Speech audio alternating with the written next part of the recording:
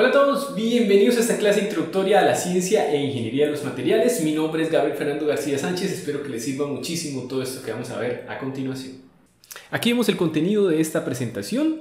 Iniciaremos con la definición de esta asignatura, luego hablaremos de la clasificación de los materiales y luego de su influencia en el entorno. Entonces empecemos de una vez. Aquí está la definición. La ciencia e ingeniería de los materiales es un campo interdisciplinario que estudia la composición y estructura de los materiales para controlar sus propiedades por medio de la síntesis y el procesamiento.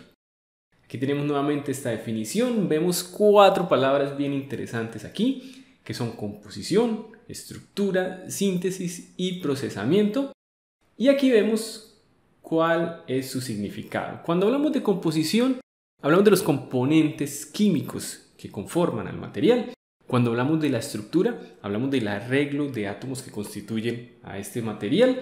Hay diferentes niveles, por ejemplo, a escala microscópica se llama microestructura, de eso ya hablaremos más adelante.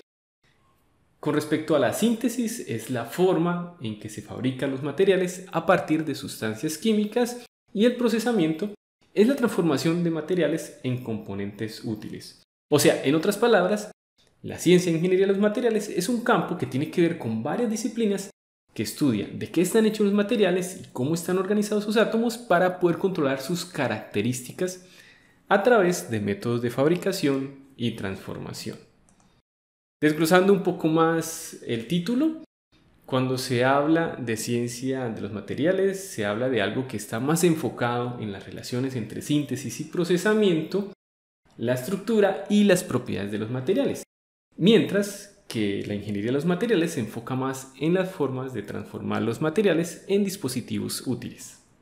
De acuerdo a la composición química, los materiales se pueden clasificar en 5 grandes categorías: metales y aleaciones, cerámicos, vidrios y vidrios cerámicos, polímeros, los plásticos, semiconductores y materiales compuestos.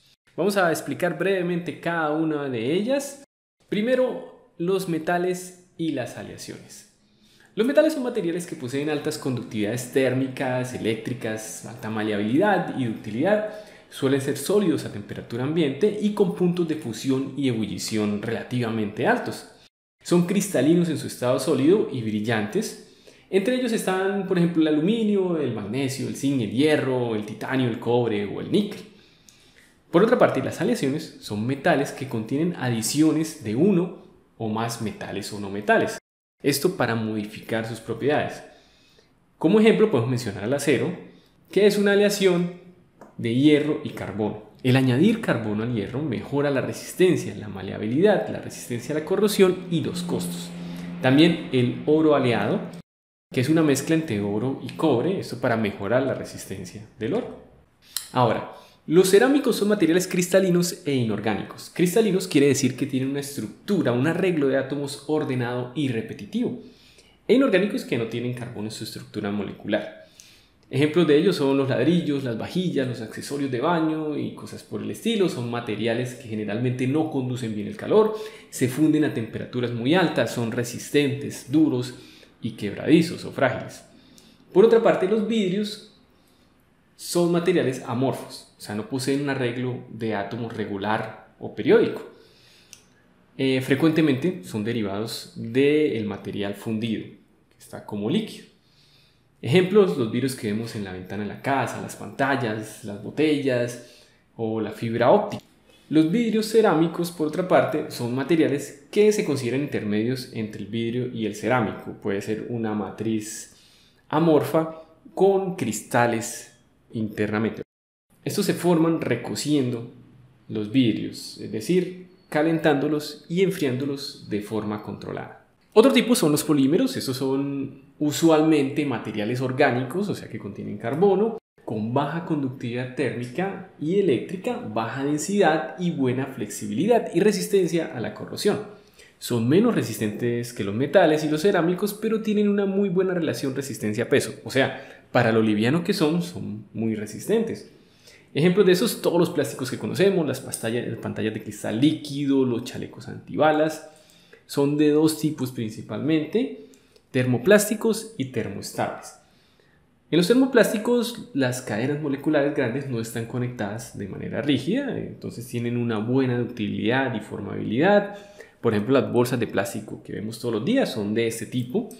Y los termoestables, que son más resistentes pero más quebradizos, son materiales con cadenas moleculares que están enlazadas de forma cruzada.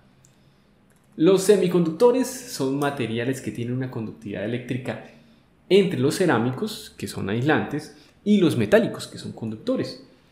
Son los que han permitido la era de la información, que tengamos ahora esta computadora, este celular, ya que permiten la fabricación de dispositivos electrónicos como diodos y transistores, que son utilizados en todos estos equipos. Se basan en el silicio, el germanio y el arseniuro. Finalmente, los materiales compuestos, estos son una combinación de dos o más materiales para obtener unas propiedades intermedias entre ellos. Por ejemplo, el concreto, con el que se hacen las paredes, con el que se hacen las casas. Esto es una matriz de cemento con agregado de arena.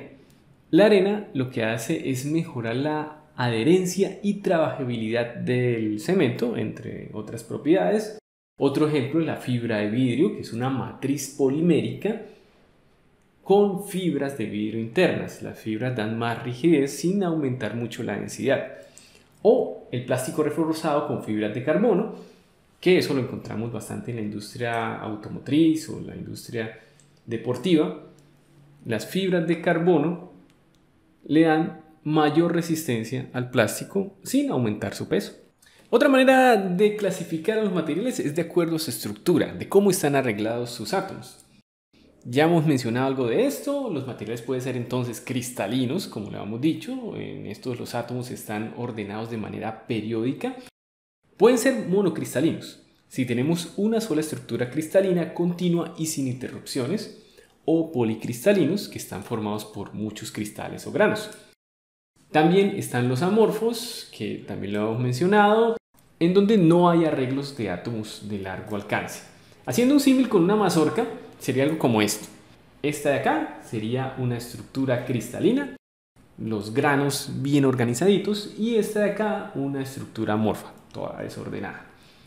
Además de esto, también se pueden clasificar en materiales de estructura mixta, donde hay una combinación de las características entre cristalinos y amorfos, como por ejemplo los vidrios cerámicos que ya mencionamos.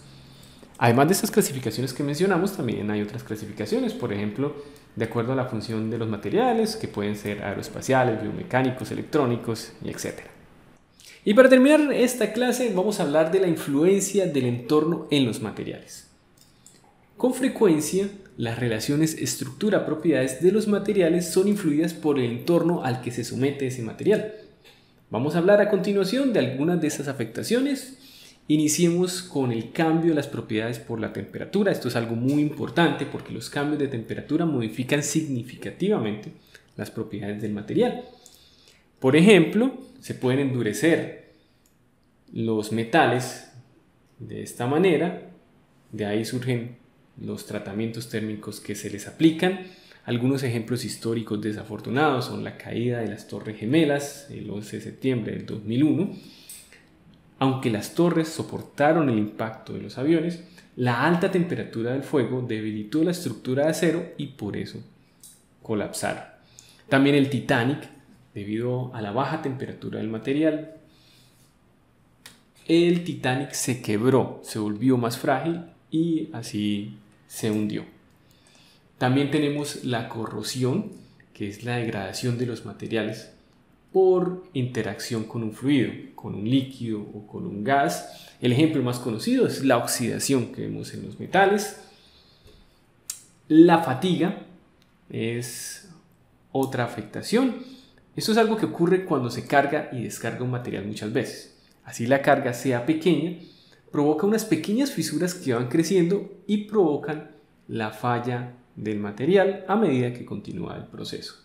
Y finalmente también debemos mencionar el cambio de la resistencia debido a la velocidad de la deformación. En varios materiales no es la misma resistencia la que se ofrece si se deforman rápidamente o si se deforma lentamente el material. Y bien, aquí está la referencia utilizada en esta presentación, el libro de Ciencia de Materiales de Askeland, recomendado. Muchísimas gracias por su atención, espero que les haya servido y los invito a continuar con la segunda parte, con la segunda clase de este curso de materiales. Que tengan un muy buen día, hasta pronto.